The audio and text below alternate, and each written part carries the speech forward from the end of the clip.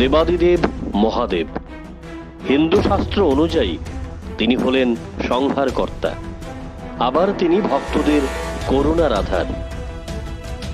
অবাক করার মতো বিষয়, দেবাদিদেব মহাদেব এখন ঋণে জর্জরিত, সঙ্গে মা গৌরীও। এটা কোনো কল্পকথা নয়, হ্যাঁ এটাই বাস্তব, তাও আবার বিজেপি শাসিত দেশের বিজেপি শাসিত রাজ্যে, যেখানে হিন্দু ধর্মের ধ্বজা ধরে রাখার লোক পাওয়া যায় আনাচে কানাচে। আবার খাস জমি দখলের জন্য কায়দা করে বানানো হয় শিব মন্দির। হিন্দুর নিশান উড়িয়ে যারা বসেন ক্ষমতার মসনদে, যারা মুখে রাম নাম জপ করে নিজেকে বড় হিন্দু বলে জাহির করে থাকেন, অর্থাৎ দেশে অঘোষিত হিন্দুর রাজত্বে খোদ দেবাদিদেব মহাদেব ও মা গৌরী এখন ঋণগ্রস্ত। ভাবতেও লজ্জা লাগে। এটাকেই কি বলে হিন্দু ধর্মের প্রচার ও প্রসার? দেবাদিদেব মহাদেব ও মা গৌরীকে ঋণ থেকে মুক্ত করতে পারছেন না তথাকথিত হিন্দুবাদী নেতারা। কোথায় রাষ্ট্রীয় স্বয়ংসেবক বা আরএসএস, বিশ্ব হিন্দু পরিষদ, কোথায় হিন্দু যুবা বাহিনী, কোথায় হিন্দু জাগরণ মঞ্চ, কোথায় হিন্দু ধর্মের নাম ফেরি করে অর্থ উপার্জন করা ভণ্ডরা? রাজ্যে বিজেপির শাসনে দুষ্কৃতীরা ভেঙে দিয়েছিল হরগৌরীর মূর্তি। ঘটনা কৈলাসহরের ইসবপুরের বালিছড়া। আজ থেকে 2 বছর আগে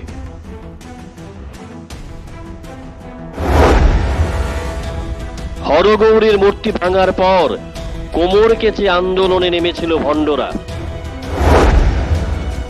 সঙ্গে সাধারণ মানুষকে নিয়ে তুলেছিল রাজনৈতিক ফায়দা।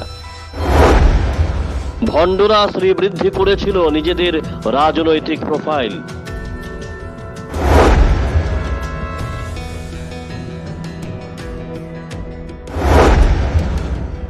কৈলাসহরের ইসবপুরের বালিছড়া হরগৌরী মন্দিরে থাকা মূর্তি রাতের আধারে ভেঙে দেওয়ার পর শকুনের মতো রাজনৈতিক ফায়দা লুটেছে তথাকথিত হিন্দু ধর্মের এজেন্টরা।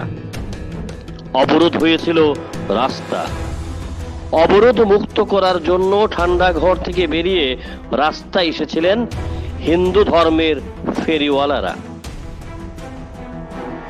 হাজির হয়েছিল মহকুমা প্রশাসন।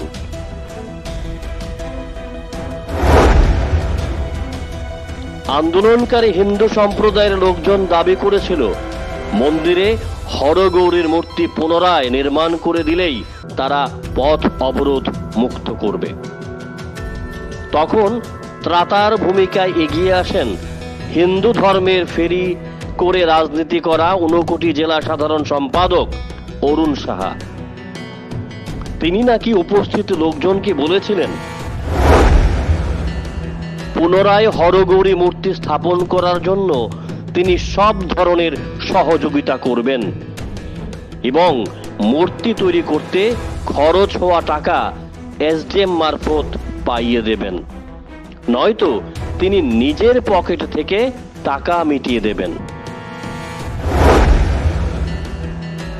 স্থানীয়দের বক্তব্য, বিজেপি নেতা অরুণ সাহার কথার উপর ভিত্তি করে পথ অবরোধ প্রত্যাহার করা হয়েছিল। তারপর হরগৌরী মূর্তি গড়ার কাজ শুরু হয়। মূর্তি স্থাপন করার জন্য শিল্পীদের ডাকা হয়। তারা মূর্তি নির্মাণও করেন, কিন্তু শিল্পীরা আজও টাকা পায়নি। স্বাভাবিকভাবেই কৈলাসহরের ইসবপুরের বালিছড়া মন্দিরের নিবাসী হরগৌরী এখন ঋণগ্রস্ত। তাদেরকে এই ঋণ থেকে উদ্ধার করবে কে? কেউ নেই। সম্প্রতি মূর্তি নির্মাণের টাকা সংক্রান্ত বিষয়ে প্রদেশ যুব হিন্দু বাহিনীর সম্পাদক শ্যামল তার সামাজিক যোগাযোগ মাধ্যমে একটি পোস্ট দিয়েছেন।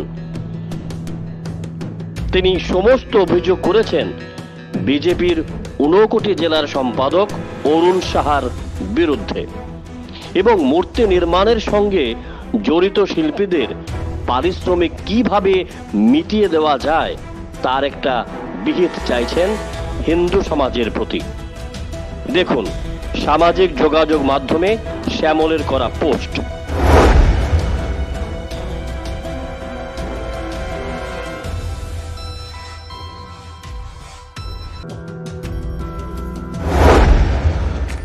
বিশ্বাস আর ভরসার এক মেলবন্ধন ভারত হসপিটালিটি সার্ভিসেস। আপনাদের জন্য আমরা নিয়ে এসেছি best catering service at your doorstep. 5-স্টার ক্যাটাগরি হোটেলের এক্সপিরিয়েন্স স্টাফ দ্বারা পরিচালিত ভারত হসপিটালিটি সার্ভিসেস আপনার পরিবারের যে কোনো সামাজিক অনুষ্ঠানে দায়িত্ব সহকারে খাবার এবং ক্যাটারিং সার্ভিসের দায়িত্ব নিয়ে থাকে। বার্থডে পার্টি কিংবা ম্যারেজ সেরেমনি হোক সে অন্নপ্রাশন অথবা যে কোনো সামাজিক অনুষ্ঠান, ঘরে বসে যোগাযোগ করুন আমাদের সাথে আর পেয়ে যান কোনো প্রকার ঝুট ঝামেলা ছাড়াই আপনার প্রিয়জনদের জন্য অভিজ্ঞ শেফের হাতে তৈরি মাল্টি কিউজিন মাউথ ওয়াটারিং সব ডিশেস। তাই আপনার যে কোনো সামাজিক অনুষ্ঠানে অতিথিদের প্রাণ খুলে সময় দিন আর বাকিটা ছেড়ে দিন ভারত হসপিটালিটি সার্ভিসেসের হাতে।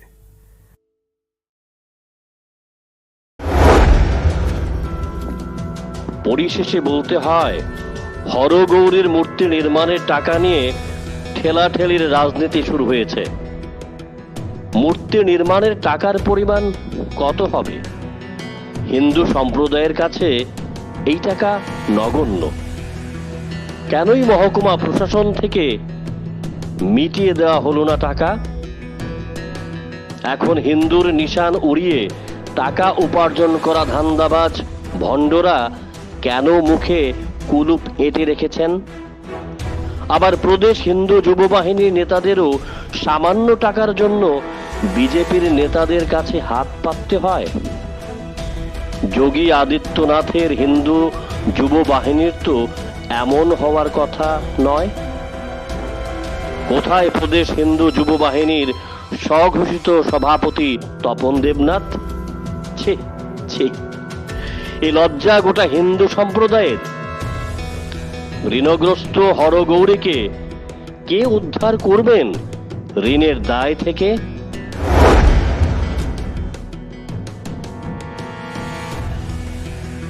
Bureau report, jam 24 news.